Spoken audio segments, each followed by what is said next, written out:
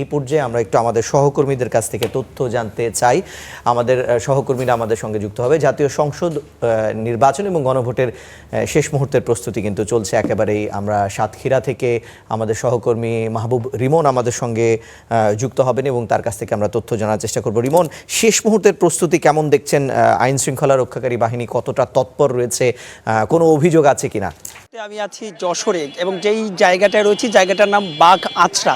বেশ চমকপ্রদ নাম। ঠিক তেমনই চমকপ্রদ সব তথ্য আপনাদের যে তিনজন, অর্থাৎ আপনি ডায়না সহ যারা যে তিনজন রয়েছে তাদের কাছ থেকে শুনছিলাম। নিশ্চয়ই স্থানীয় দর্শকরা উপকৃত হচ্ছে। যশোর এবং সাতক্ষীরা যে 10টা আসন রয়েছে, যশোরের 6টা এবং সাতক্ষীরার 4টা, এই 10টা আসনের আসলে প্রতিটা আসনেই গিয়েছিলাম। সেখানে আপনারা একটু আগে বলছিলেন গণভোটের কথা। আসলে স্পেসিফিকলি আমি গণভোটের বিষয়ে জানতে চেয়েছিলাম যে তারা আসলে কতটুকু জানে হ্যাঁ এবং না নিয়ে। বাস্তবতা হচ্ছে খুব একটা তারা জানেন না। তবে উৎসবের কথা বলছিলাম, সারাদিন নানা ধরনের সংখ্যার কথা বলছিলাম, কারণ যশোরের 1/3 আসনই কিন্তু ঝুঁকিপূর্ণ রয়েছে। অন্যদিকে যদি সাতক্ষীরার কথা বলি, 179টা আসন কিন্তু ঝুঁকিপূর্ণ রয়েছে। আমরা কিন্তু যশোরের সবচাইতে ঝুঁকিপূর্ণ যে আসন যশোর 5, সেখানে যেমন গিয়েছিলাম, ঠিক তেমনই কম যে ঝুঁকিপূর্ণ যশোর 6-এর কেশবপুর, সেখানেও গিয়েছিলাম। সবার মধ্যে কিন্তু একটা উৎসব রয়েছে, একটা উৎকণ্ঠা তো নয় উৎসব, কারণ দীর্ঘ একটা সময় পরে নিশ্চয়ই আমার পেছনে আসলে দেখতে পাচ্ছেন সে উৎসুক দর্শকদের কথাও। সব কিছু মিলিয়ে আসলে 12 ঘন্টারও কম সময় রয়েছে। কাল ভোরে অর্থাৎ রাত পোহালেই সেই নির্বাচন, যে নির্বাচনের জন্য গেল বছর, মাস, সপ্তাহ পেরিয়ে আসলে এখন মিনিটের কাটা এসে দাঁড়িয়েছে। এবং প্রার্থীদের প্রচারণাও, 20 দিনের যে প্রচারণা, সেই প্রচারণাও শেষ হয়েছে। আমরা একটু ইচ্ছে করেই আসলে সারাদিন যেহেতু বিভিন্ন কেন্দ্রে গিয়েছিলাম, আমরা চেষ্টা করেছি বাজারে এসে সেখানে মানুষজনের মতামত জানতে। সবার মধ্যেই একটা উৎসবের আমেজ এবং আগামীকাল আসলে ভোট গ্রহণ এবং এরপরে আসলে নির্বাচনের পরেই বোধহয় সেটার একটা, অর্থাৎ ফলাফল জানার পরেই সেটার একটা সমাপ্তি জানা যাবে। তো এই ছিল আমার কাছে যশোর থেকে, যশোরের 1 নম্বর যে আসন অর্থাৎ শার্শা এবং বেনাপোল থেকে নির্বাচনী আমেজের সবশেষ আপডেট। রিমন, আপনাকে ধন্যবাদ। দর্শক, আমাদের আরেকজন সহকর্মী আমাদের সঙ্গে অভিযুক্ত আছেন রাজধানীর ভোট কেন্দ্রগুলোতে। তিনি নির্বাচনী সরঞ্জাম যে পৌঁছানোর খবর, বুথ নির্মাণের কাজ চলছে এখন, তার কাছ থেকে শেরেবাংলা নগর স্কুলে সেই কেন্দ্রে আসলে কেমন পরিস্থিতি সেটি ওনার কাছ থেকে জানবো।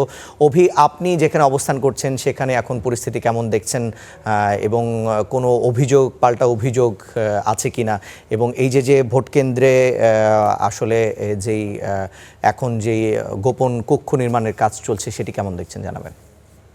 ঋষান, আজকে দুপুরের পর থেকেই বিভিন্ন কেন্দ্র আমি দেখেছি, বিশেষ করে ঢাকা 12 এবং ঢাকা 13 আসনের কয়েকটি কেন্দ্রে আমি গিয়েছিলাম। আমি বিশেষ করে উচ্চ বালিকা বিদ্যালয়, আমি কিছুক্ষণ আগেই দেখছিলাম যে এখানে যে ভোট কক্ষে ভোটাররা আসবেন, ভোট দিবেন, সে গোপন কক্ষ নির্মাণ করা হচ্ছে। এবং আমি দেখলাম যে ক্লাসরুমের যে বেঞ্চ গুলো থাকে, যে বেঞ্চে বসে শিক্ষার্থীরা ক্লাস করেন, সে বেঞ্চ গুলো খাড়া করে কয়েকটা বেঞ্চ লাগিয়ে সেখানে কালো পর্দা লাগাচ্ছেন এখানে যারা কর্মচারী কর্মকর্তা রয়েছেন তারা।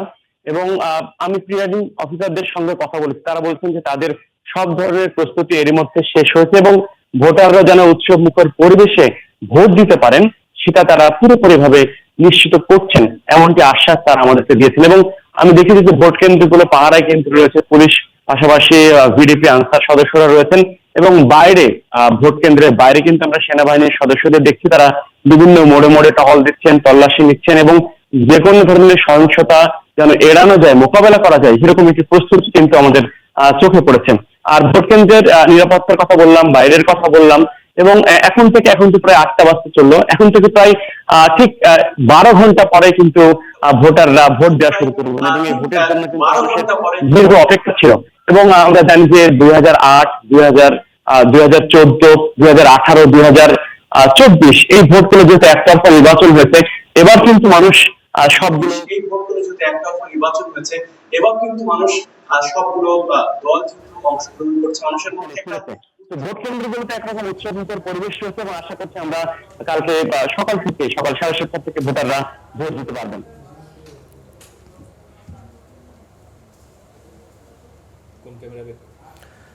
রিমন, আপনাকে ধন্যবাদ।